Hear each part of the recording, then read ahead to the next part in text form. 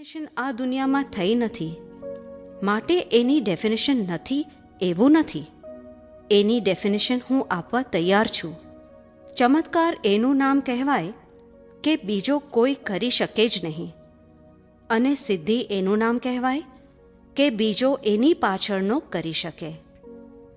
અત્યાધુનિક સમયમાં જ્યાં બુદ્ધિ વિજ્ઞાન ક્ષેત્રે અવનવા આશ્ચર્યોની પરંપરા સર્જવામાં વિકસી છે, ત્યાં ભારતના લોકો બુદ્ધિના બારણા બંધ કરીને ભ્રાંત શ્રદ્ધામાં રાચતા થાય તે ના પોષાય.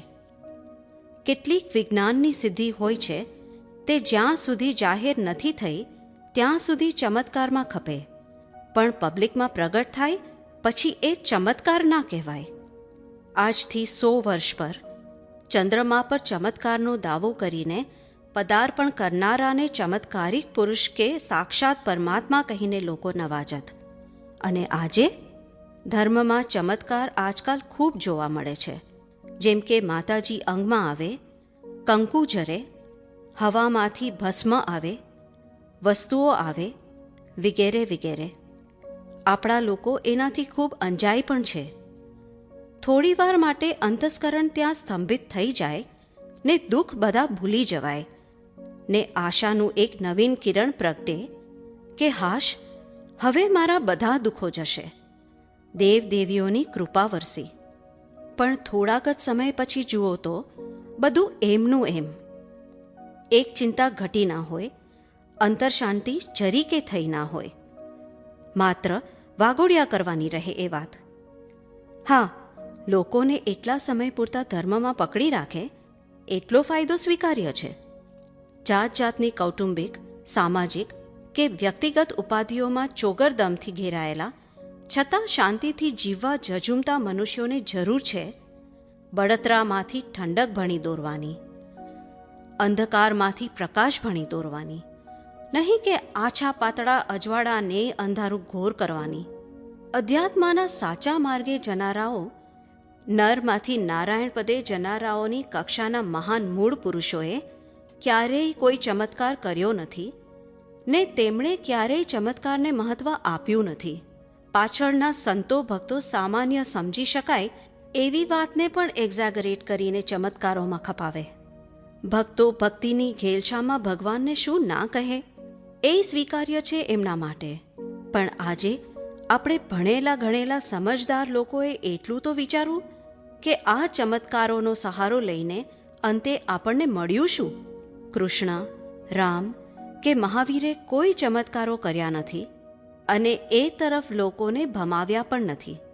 તેઓ પોતાનું આદર્શ જીવન જીવી ગયા જે આજે લોકોને કથાનો યોગ તરીકે કામ લાગે છે, ને બીજી બાજુ અધ્યાત્મની એચિવમેન્ટ કરી ગયા કે જે લોકોને જ્ઞાન પ્રાપ્તિની રાહ ચીંધે છે.